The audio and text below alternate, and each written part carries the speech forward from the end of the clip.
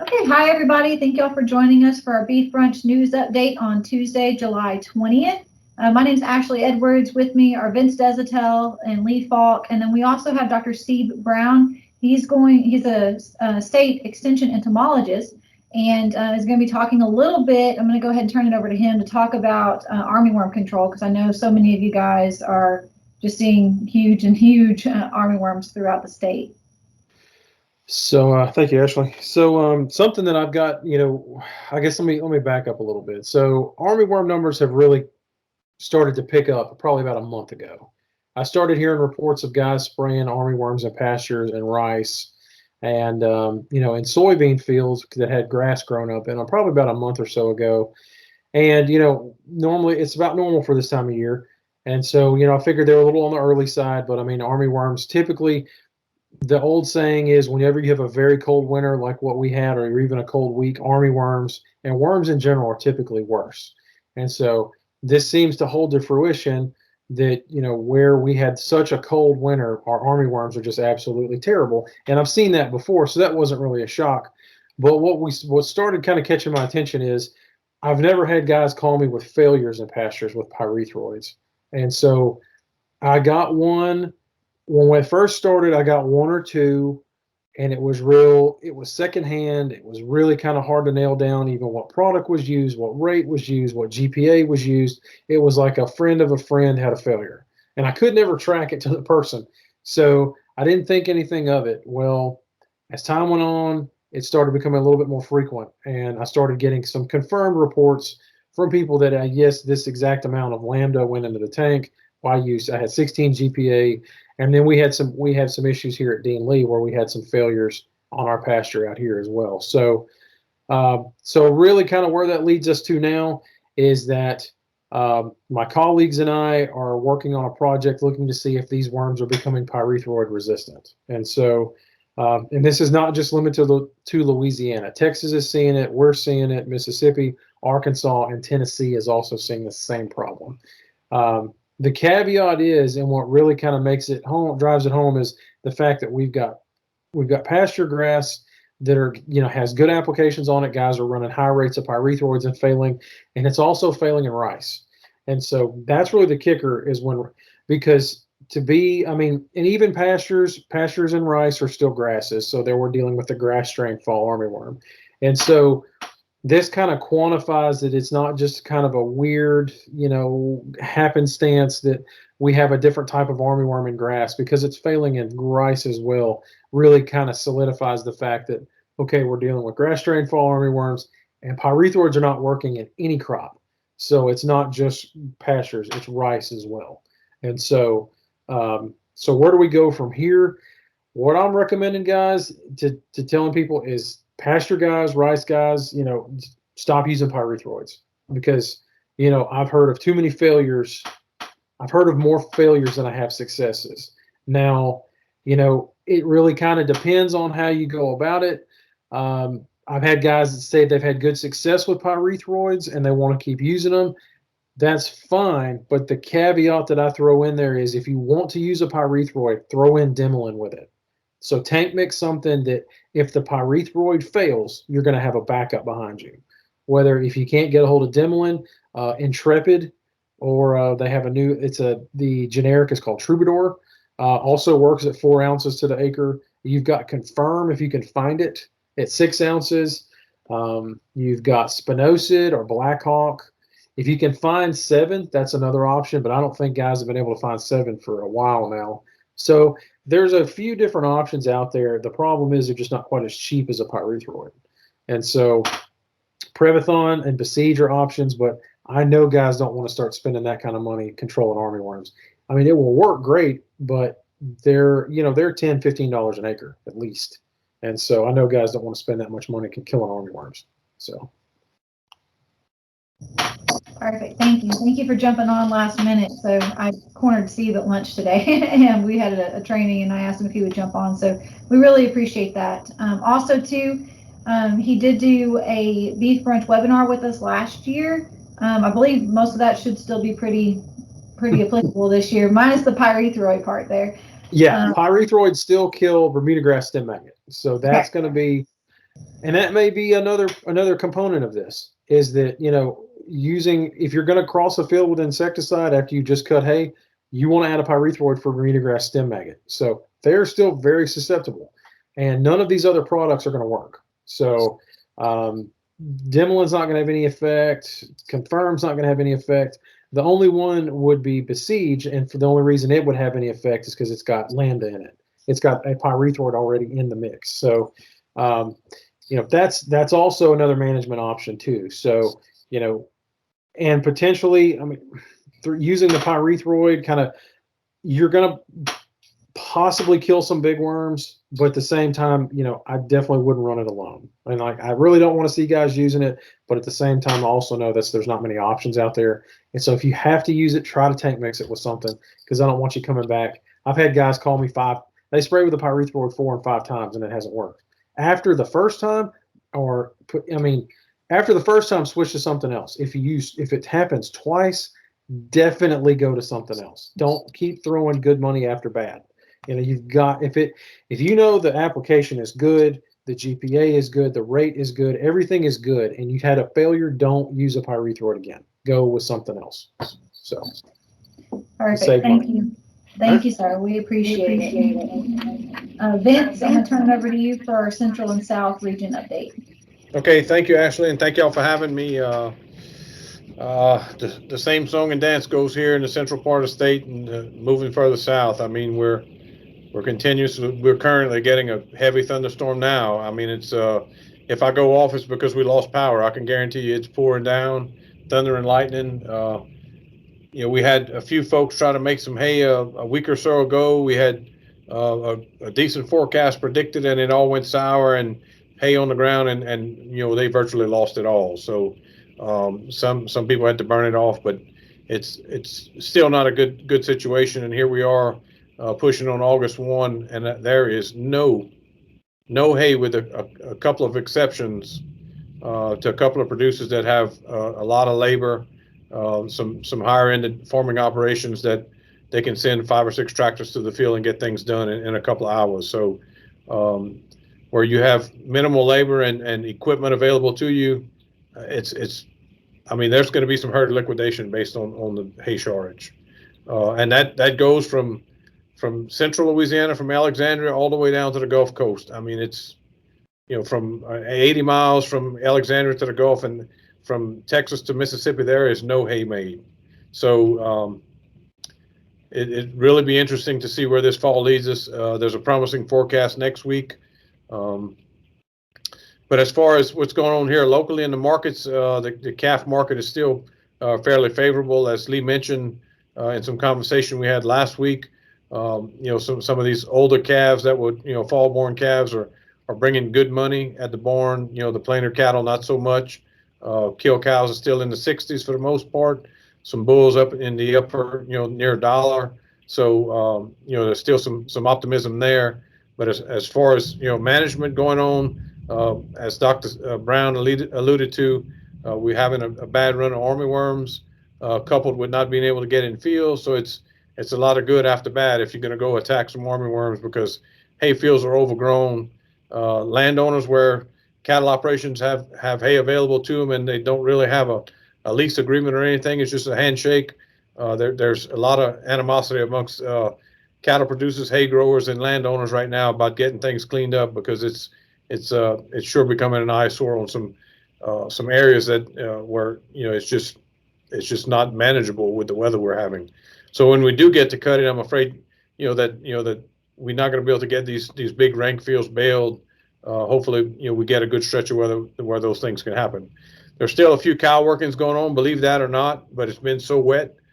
Pens, stayed wet through the spring and for the most part through the summer here currently. So it's amazing that people haven't castrated calves yet, but they haven't had an opportunity, and the weather's been the factor. So same song and dance here in central and south Louisiana. It's just hasn't gotten any better. Just rain every 2 or 3 days and big amounts. All right, thank you. Yeah, driving up, so Vince and I were at a meeting this morning, and just driving the hour and a half up between where we were and Alexandria, so we were in Morganza and Alexandria. I go from sunshine to just could barely drive because the bottom just fell out. It was just spotty and kind of crazy. Lee, how's it looking over in the Northwest region? Thank you, Ashley. Glad to be with you all today. It's a little bit drier up this way in northern Louisiana, I would say, but that's kind of a relative term right now. Rain has been spotty to at times widespread. You get over more towards Jason's territory over in northeast Louisiana, I think they've received quite a bit more rainfall over the last couple of days than we have in the northwest part of the state. But we did get rainfall. The rain Vince is getting right now, we got it this morning. Nothing severe, not heavy. I hadn't checked the rain gauge. It stopped raining about lunchtime here. But the weather's been hot and humid for sure. While our hay situation is not as desperate up here, there has been some hay made. It's nothing like a normal year, I would say. Quality issues as far as the hay goes. Last week, kind of the same story Vince was just preaching on here just a minute ago. Thought we had a window of about 5 or 6 days where some folks could really get a lot of hay laid down and get some put up in a timely fashion. And thereafter about 2 or 3 days, the forecast just changed and a lot of hay got wet. In our part of the world, a lot of people I've talked to have bemoaned the fact that they couldn't get their hay put up and that they had some really good hay get rained on. So it's very disheartening to say the least. I don't mean to say that we're in the same straits as our friends down in Central and South Louisiana, but definitely not as good as it could be. Of course, armyworms, terrible here. That's the only word to describe them, is terrible. I spent the better part of the last 5, 6 days on the phone with producers, just talking over some options. Dr. Sieb alluded to some of the resistance that we're hearing amongst some of these pyrethroids, and kind of knocks you back a little bit whenever you remove those cheaper methods of control there. Do want to make just brief mention that on a lot of these insecticides, including pyrethroids, there is a limit to how much you can apply per acre, per cutting, or per season. And dealt with that with a producer the other day that hadn't been able to cut his hay due to weather, and had already made 2 applications of a certain insecticide, and he was maxed out on his rate as far as that cutting. So he had to go on to some other control methods. We're hoping that this next week will give us a little bit better weather to try to get in and make some hay, but only time will tell on that. Fly populations on cattle, they're high. They're not as bad, I would say, as what we were seeing in June, but once again, that's relative. They're still pretty doggone bad. A lot of control going on out there on flies. People are pinning some cattle every once in a while to make a treatment of flies. I highly encourage you to look into that. It's shown time after time how the fact of controlling flies can definitely impact your bottom line, and how you can definitely increase some weaning weights on some cattle, as well as body condition scores on mature cows by controlling some flies if they really get out of hand. And of course, talk to us if you want to talk about some options on fly control. That being said, anaplasmosis has been on the tongues of many folks the last couple of weeks, I would say, and you can check out Jason's latest pasture to market newsletter. He's got a little brief mention about anaplasmosis, and this, if you're not familiar with it, it's a wasting disease. It's carried a lot by flies, specifically horse flies, and I don't know what it's like in other parts of the state, but the horse fly populations here have been just awful. Horse flies have been running amok here lately. So while I've been talking all doom and gloom about hay, I want to make mention that we are having our state fair hay contest. Should be seeing some information come out pretty soon. I know that may be a kick in the pants to some of these folks that hadn't been able to put up any hay at all, but if you baled some good hay and want to get it tested and enter, just visit with your local extension agent, talk to one of us. We should have the forms out there pretty soon. Dr. Winkhouse and I have been working on that. But if you're interested, just let us know. Cattle markets, seeing good demand on these cattle. Prices are higher, as Vince stated in his report. We're starting to see kind of a reduction, I guess, in the amount of kill cows, cull cows that are making their way to town. But my goodness, we've seen tremendous runs at these local auction barns. One local auction market last week had a little north of 2,300 head, I believe it was, and that's a very large run. That you would typically see numbers that high, handles that big in the fall, whenever the fall runs are on as far as calf sales, and here it is mid-July. So when you look at those numbers that are that high, and you look at the fact that it wasn't just solely made up of cull cows, it kind of lends credence to the fact that some people were holding some cattle out in the country, specifically calves, weaned yearlings, and so on and so forth. And it kind of makes you feel a little bit better. We preach a lot about background in calves and holding on to calves past weaning, and as a way to increase value or wait out till a little bit better market conditions. And those numbers reflect that there are more cattle producers, I think, in my part of the state that are holding on to cattle, holding on to calves, trying to wait out a better market. So it just goes to show that what we've been talking about is coming into fruition. And this is more of a recent development, I would say, because 10 years ago, you saw very few cattle producers with the ability to hold on to calves past a weaning point. So just kind of a small change, I would say, in the industry in our part of the world. Recently, 500 to 550 pound steers, you were seeing ranges in prices from $1.20 all the way up to $1.75 on those sure enough good number one steers. That's getting pretty good money. And I know we talked in the last news update how everything is more expensive, but still that's getting up closer to where these cattle need to be worth for our time and effort, for sure. So with that being said, Ashley, I'm going to wrap it up and I'll turn it back over to you. All right, thank you. So for those of you that always join us, I'm sure you can see and hear that Jason's not with us today. He got caught up out in the field. And so he's left me with the Northeast region update again. And pretty much just kind of echo especially what Lee just said, but what Vince said too. In comparison, like Lee said, I think we had a little bit more rain over the weekend, the end of last week. I was traveling in Louisville for a conference and wasn't there, but I know we saw quite a bit more rain. So just trying to get hay up when we can. Again, the armyworms, that was the biggest thing. It was Jason's idea to contact Dr. Brown and see if he could jump on today to talk armyworm control, because they are just kind of intense right now. So I'm going to go ahead and move into the markets real quick, and then I'll mention one more field day that we've got coming up. So I'm going to do it backwards from what Jason does. I'm going to start with the feedstuffs. So soybean meal up $1.40 at $385.50 a ton.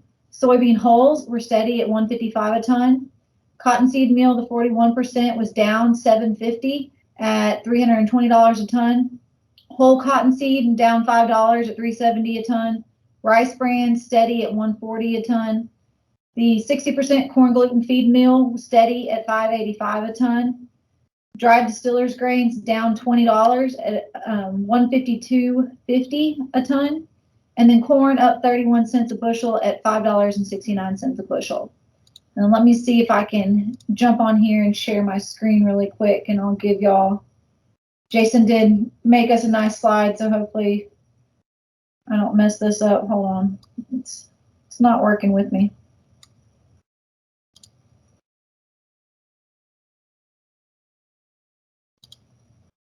I'm trying to navigate two screens and it's not. Bear with me just a second.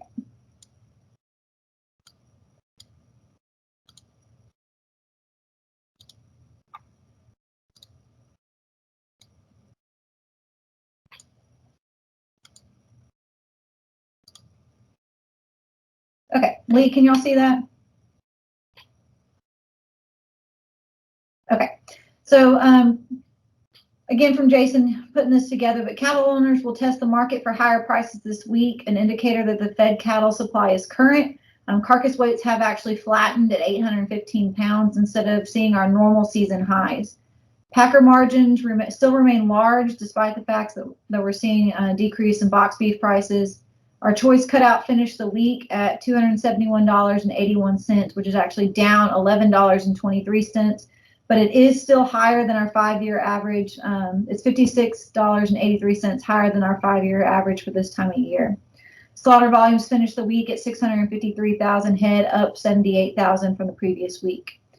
Essentially, prices were steady this week. To finish up the week in the 5-area feeding region, fed steer negotiated cash sales ranged from $119 to $126 on a confirmed 56,563 head. That is down 8,588 head from the previous week. Light to moderate demand with not enough transactions to indicate a trend. Live cattle futures lost a little bit of ground last week, even though we still have relatively steady cash market. So the most recent futures quotes showed August down 92 cents at 119.25, October down $1.52 at 124.07, December down 137 at 129.95. 5 to 6 weight steers, medium and large ones and twos, sold from $150 to $163. That is up $3 to $5 from the previous reporting week. Your 7 to 8